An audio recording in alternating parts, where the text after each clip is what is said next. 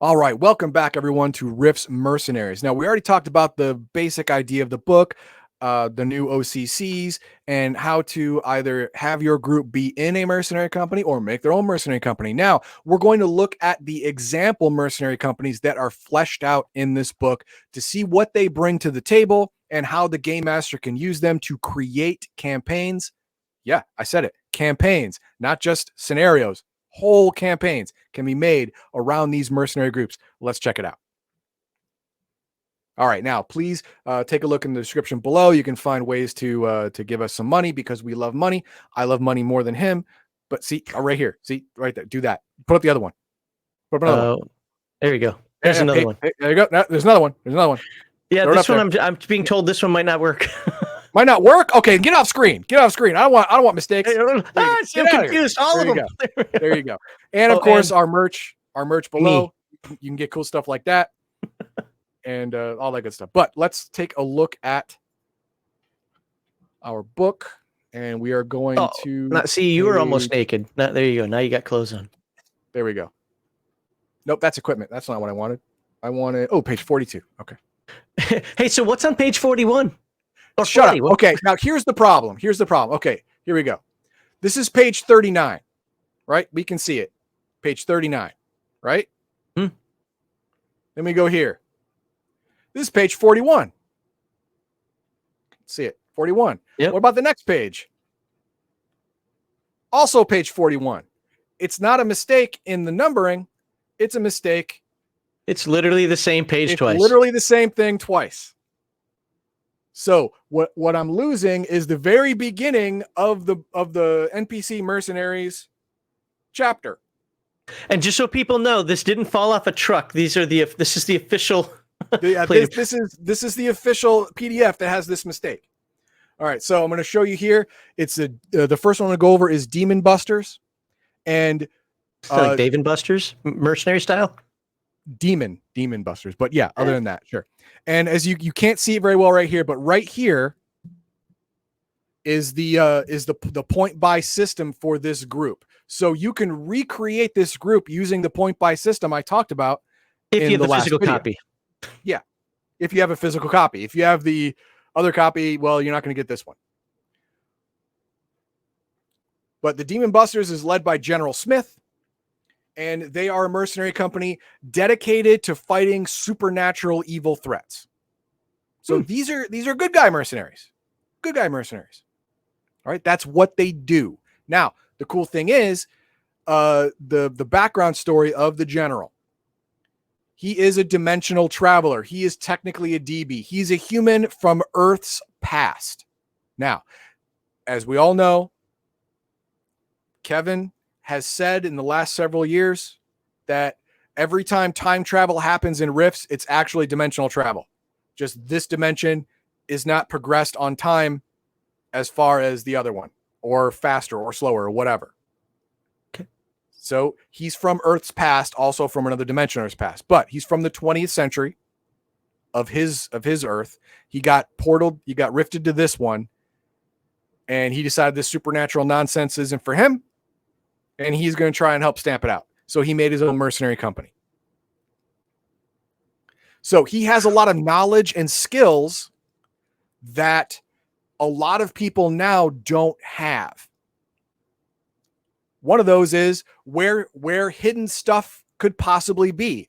Being a citizen of the United States, you could easily know where your local Air National Guard or Army National Guard depot is. It could be in your town.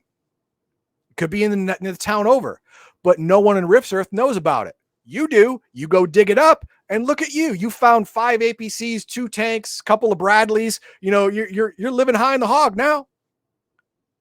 Right? They're all SDC, to be fair, but they're all worth money. And that's exactly what you can do to start your own mercenary company. Just like Mr. Smith called himself a general. Now, of course, it gives him stats, all that stuff, tactics of the demon. It's the same. It's the same page, and all the stats, all the stuff. Wait, and that's then you a have reused drawing. Yeah, of course, it's a reused drawing. Yeah, this is from the main book. But we have your lieutenants in the mercenary company. This one's a juicer. and he hates supernatural folk. That's why he became a juicer. He became a juicer because his family was murdered by some supernatural nonsense, and he wants to get vengeance. He already killed the thing that killed his mama and pa, but he just doesn't like the idea of other things like that being out there, and he's willing to trade decades of his life for the chance to smoke as many supernatural monsters as possible. And that's how he lives his life. That's what he does. That's all he does. And then we have Brother Lance. He's a priest of the gods of light. Now, this made it very generic. Priest of the gods of light. Well, which god? Doesn't matter. You can decide which god. It doesn't matter. At this point, it's flavor.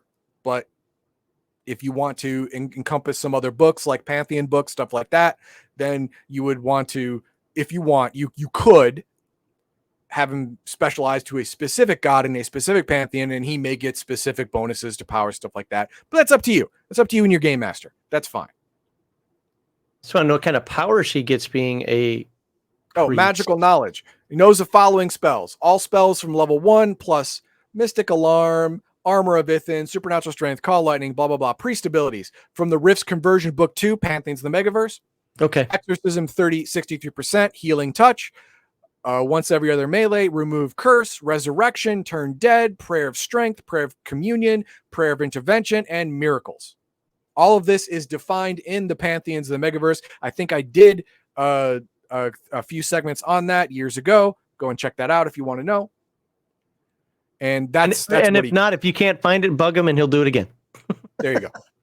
Then we have Light Dancer, Elven Leyline Walker. He's a Leyline Walker. He's an elf. And then we have Special Team Leader, Fire Team Alpha, and that's Lady Arson of Fire Team Alpha. She's a burster. So obviously she's an arson team. You need something burned down, you call the burster. That's what you do. And all of her team specializes in burning things down. Especially this guy, he's Zippo. He got rifted from a Heroes Unlimited over here, and he has alter physical structure fire on top of extraordinary physical endurance, which is a minor power, which makes him a mega damage creature. Sleeping. That's the name Garthon would give a character. Zippo? Yes. Well, he was a corny hero. All right, he was a corny hero. Now he's like the Fantastic Four Human Torch, but grizzled. I'm not calling him Zippo. That's fine. You don't have to. It's fine. You call him Michael. That's his name. Call him Michael. There we go. Mike. Yep. And there's a hatchling dragon because why not? Right? It's Rifts. It's Rifts. Why not? And a psionic immortal because she's very intrigued by General Smith with this whole time hopping type thing and her being immortal. She remembers stuff from the 20th century on this planet. He remembers stuff that's all but equivalent to her memories of the 20th century. So, she likes him. Wait. What is the premise of this mercenary unit again? Killing supernatural evil. Supernatural evil. Destroying supernatural evil. Evil is the important word. This, if you went back to our last video, you can choose whether the predominant alignment of your mercenary company. This one was scrupulous and unscrupulous. That's the predominant alignment of this one. So you can have supernatural people and people use magic, psionics, whatever, as long as they're good guys. And it's fine. Not pure enough. Wipe them out. Then you'd be in a different group. You'd be with these guys over here. Braddock's Bad Boys. Yeehaw. Okay, Colonel Braddock. He's a former Sounds like CS. an 80s freaking. Oh yes, God. he's a former CS officer on the fast track to be general by the time he was 40. Awesome. The only problem is he's an alcoholic. Okay, so what's the problem? The problem is it wasn't a problem until it was a problem. And when it became a problem, he got a lot of people killed. Oh. And he was booted out of the military, and It took him years to get sober. And when he finally did, he opened his own mercenary group. And he still does not like DBs. He still does not like supernatural things, psionics, magic. He's still not a fan. But he understands that sometimes when you're in a mercenary group and you're responsible for these people and you don't have the resources of the coalition to back you up, sometimes you need to fight fire with fire, right? It just has to happen. You're responsible for your people's lives. Doing something that puts them in danger on purpose is stupid. So he's a little more tolerant than your normal CS soldier on these things, but he is a sad sack of crap. His life was on a trajectory. He screwed it all up. All were unforced errors. He did it to himself. And now he's on his own. But his daughter, Janet Braddock, found him. She's very manly looking. Physical beauty of 19 with that man face. I don't know, man. Okay, whatever. You look like in the Swedish weightlifting team. Jesus. All right.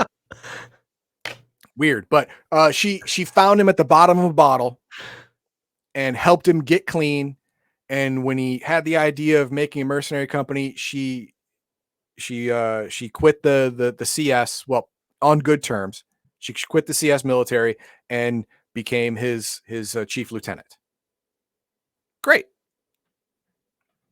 And we have another one, Lars. Oh, this is the one. This is the guy that was clocked in Discord. Someone said, "Hey, you should really check out page 63 because that's where Lars the serial killer is, and that's where we are." Yes, Lars is a serial killer. He is a murder hobo machine. He loves killing. He's only a mercenary. He's not a mercenary for the money. No, he's a mercenary because he likes killing folk. All kinds of Michael. Women, children, doesn't matter. If they're alive and they can be killed, he'll have fun doing it. Now, everyone else hasn't caught on to this yet because he's been on his best behavior as much as possible. But he's getting his jollies off enough because he never takes prisoners. If you surrender to him, you're getting a bullet to the head. And he's going to do it personally. Just to get his Dexter-ish dark passenger off his back. But if he thinks he can get away with it, he will kill babies, women, children, puppies, doesn't matter. He'll kill it. If he thinks he can get away with it without anyone finding out, he'll murder hobo the whole town. Because he's done it before. He'll do it again. Again, this is part of the role-playing thing. These are many adventures right there, just trying to figure out this guy's deal, making people believe it, smoking him out, and then getting rid of him. That's a mini campaign on its own. That's great. And as you can see, he looks very, very angry. And his alignment is diabolic because somebody told him to smile. yeah. You can't be a serial killer and be scrupulous. That's not happening. Not happening. All right. What else do we have? Oh yeah. Here's another good one. You'll love this one. This is great. Is that 79? Yes. Armageddon Unlimited. Again, here's the point buyout if you want to make this on your own. Armageddon Unlimited is building a reputation as a mercenary company that gets the job done. What's the job? What people don't hear much about is what happens to the majority of the clients who hire them. Just about every conflict that involves Armageddon Unlimited is the site of more destruction and bloodshed than anyone could have foreseen. The diabolic mercenaries commit one atrocity after the next, all the while insisting to their employer that fear, cruelty, savagery, and destruction are necessary to accomplish the job. Many of the kings and government officials who have hired Armageddon Unlimited have gone insane, committed suicide, were run out of town, or become murderous tyrants. These tales are laughed off by the mercenaries as outrageous lies created by their competitors. Well, number one, no lies were told this day. Number two, they're not people. They're demons. Oh, really? They are an entire company of demons in disguise. He's a major demon, servant of the god Ahriman, General Ursus. Ursus is an ancient demon. He was chief among Ahriman's hordes when the dark god rose up against the gods of light eons ago. After an epic war, Ahriman, Ursus, and his fellow monsters were defeated and imprisoned in a small dimension. For centuries, he raged, consumed by hatred for all living things, because that's what you do when you're trapped in a cage. Frustrated being unable to strike out at anybody besides other demons, of course, I can't read that. He teetered on the brink of insanity. Eventually, Ahriman was finally able to weaken the dimensional prison enough for some of his minions to escape. Ursus was among them. So, what is he doing? He created a mercenary company with Ahriman loyalists and other demons who want to get on, made them all look pretty human. That's one of them, except for this guy. He's a Rakshasa, so he doesn't do human. An ogre, tattooed man ogre, a witch, obviously, because witches are evil. Witches have to be evil. I hate hearing that goddamned just line. Witches don't have to be evil. Shut your ignorant mouth. Shut it. Sargon the Hunter is a wild Psy stalker, loves killing folk. Other personnel. Alu demons, ghouls, dimensional ghouls, demons, werewolves, vampire, locust demon, renegade dog boys, wild Psy stalkers. Where do these guys work out of? Let me see. They have let's see what their point buy gave them. Here we go. Oops. Let's try and move. Get my mouse over it. There you go. Vehicles, weapons, and permanent bases, none. 0 points. They are 100% mobile. They're 100%. Their bases, their home is where you hang your hat. Now, how does that work logistically? I don't know. He makes it work. He makes it work. So that's how it is. All right. So obviously, if you want to join this mercenary group of Armageddon Unlimited and you are good guys or good-ish guys, I mean, you are mercenary, so you can't be like, choir boy, but if you are good-ish guys, you're going to figure out real quick that this may not be the place for you. And getting away from this mercenary company is a long-term adventure in itself, because just leaving, they're going to want to kill you because you may have learned secrets they don't want put out there in the world. So they're going to hunt you. They're going to find you, and they're going to kill you. They're the demon version of Liam Neeson, right? It's going to happen. They're going to have to navigate that. So those are 3 examples of the mercenary groups that are in this, and their main the main objective that Kevin was going for, getting these NPC mercenary groups, is to not only help you understand what a mercenary group can look like, but also have a plug and play mercenary group to put into your world, campaign, whatever, and you can create dozens, if not more, storylines or adventures around, if not an entire campaign. So what do we have for comments? Most people apparently disagreed with you on that picture. Picture of what? The lady. Apparently they liked how she looked. You like man face in your girls? All right, that's fine. I mean, everyone has a type. Mine is female. Hot Dog Smith was hired to kill the dragon. He met him, saw he was a good dude, forfeited his fee, and let the dragon escape. Dragon joins Merc Group later. Smith only goes after evil DBs. That's why I stressed evil supernatural. Yeah. So if there's something that I agree with the Heathen Dog character on, all DBs are evil. You have to like I would say in the real world context, guilty until proven innocent. You can prove yourself good. Okay, you know what? Maybe you're not bad. But in a world like that where magic causes everything to go haywire and things want to lift open my roof like I'm a cookie jar and just pull me out and snack on me, no, magic is evil. DBs are evil. Like that's just the coalition has a good point. I mean, magic is so random that trusting it even once could mean the death of you and yours. But never trusting it almost never gets the death of you and yours. It almost always saves. So And dragons aren't supposed to exist. Wow. Oops. Oh, I hit the wrong button. Hold on. Here we go. It was this one. You can CJ power creeps all over this book. The book was a template for making all kinds of Rift characters to be in your party. Yep, I can see that. Yeah.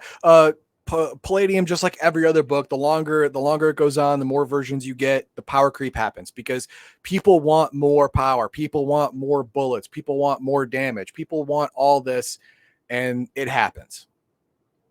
It happens. It's up to the game master to rein this stuff in.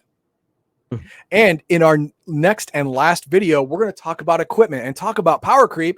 We're actually going to start creeping SDC into MDC or SDC into Super SDC. What?